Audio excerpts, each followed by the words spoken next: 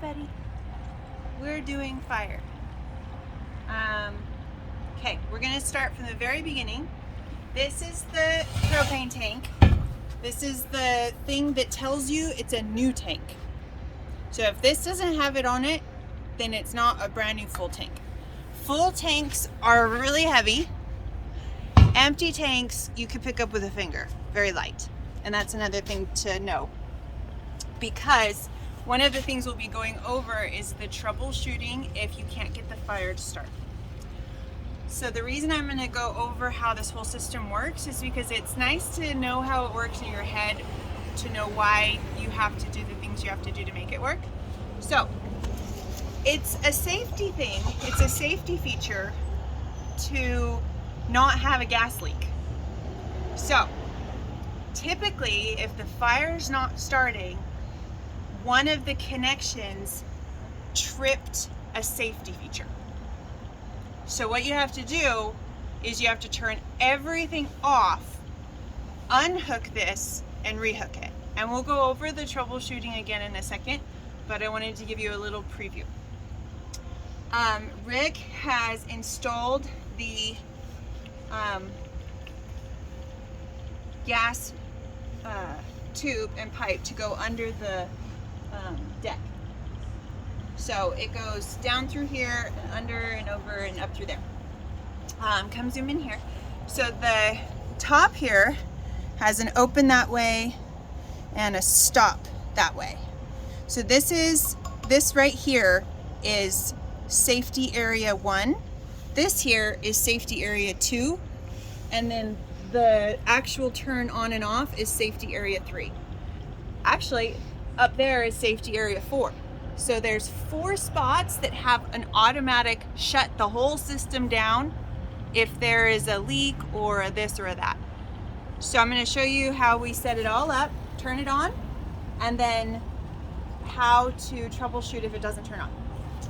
Okay, so this is what it's going to look like when you are changing the tank and putting a new tank on. This guy right here has lots of little grooves on it because you have to tighten it really, really tight. I mean, you have to tighten it all the way. So you keep turning it until you cannot feel it turn anymore. That's why it's got such a big grip there, so that you can do that pretty easily. Okay, so that's one. I'm not going to turn that on yet because I want to come over here and make sure this is turned off. So when we go back and forth like this and it doesn't move, that's off. When you push it in and turn it, that's on. So we want this to be off when we're installing a new tank. So now we know that this safety point is good, it's all the way tight. We know that safety point is good, it's turned off. Now we're gonna open the tank.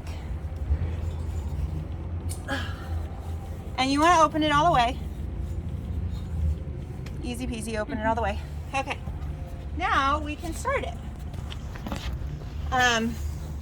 So you push this in, turn it, and hold it in, and then you hold the igniter.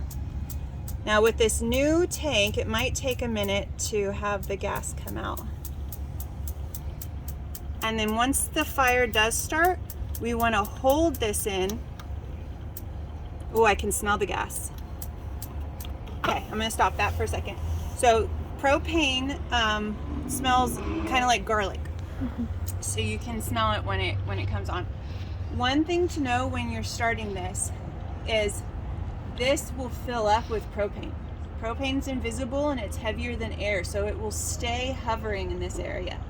So if you're ever worried about it going poof, you can just take this and move it.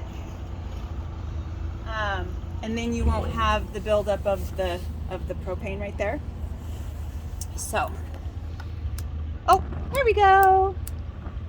All right, we want to turn it up to high, which is all the way to the left. And so the safety feature number 4 is a temperature sensitive,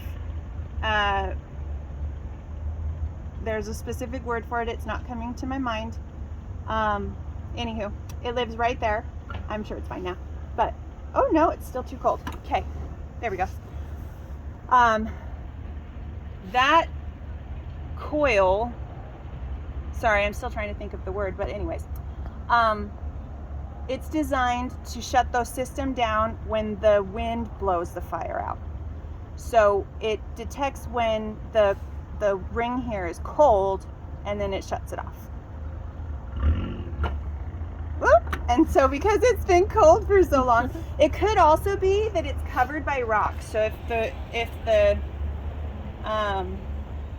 sorry, I keep trying to think of the word. If the rocks are covering it, it might not stay on. I think that's the issue. Okay, now don't worry, it doesn't get too hot.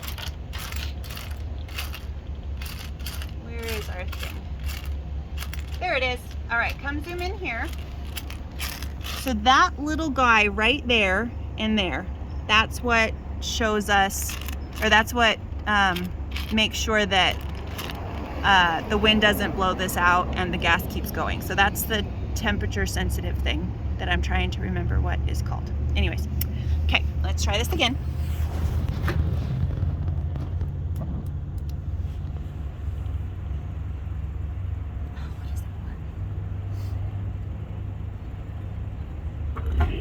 There we go. So that was it. So there was a rock influencing the word I can't think of. All right, so I don't think we need to go through it again, but I'll just talk it out. So if you can't get this started, you need to turn this off so that it, actually we'll just do it. Okay, couldn't start it. Okay, turn it off, come over here, turn this off to close. Take this all the way off, not all the way, but like undo it a bit. Which way do I go? Lefty loosey. Lefty, there we go, lefty loosey. Do you hear that? Psst? Okay, so it keeps a certain amount of pressure. And when it loses that certain amount of pressure, it shuts everything down. So you have to reset it. So you twist this back on. Okay, so now this is tight, this is off, that's off, turn this back on. So the way that Rick and I say it when people are saying that the fire's not starting is we'll say, did you reset the system? That's the terminology, did you reset the system? So it's turning everything off, unscrewing it, screwing it back in, and then it should work. And we've never had it not work if everything gets reset and there's propane in there. And that's that.